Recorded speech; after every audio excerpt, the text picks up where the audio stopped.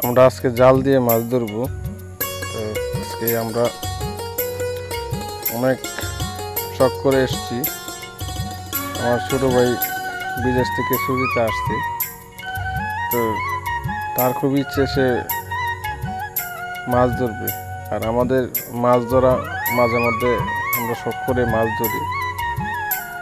তো এখন আমরা কুড়া ছিটাইতেছি। তো মনোরম দৃশ্যটি ভিডিও করে সবার সাথে আনন্দটা ভাগ করতে চাই, সেই জন্য ভিডিও করা।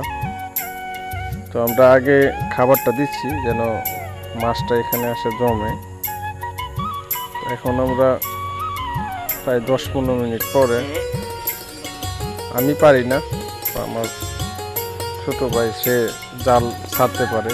তো এখন জাল চালার পরে দেখব কি মাছ ওঠে।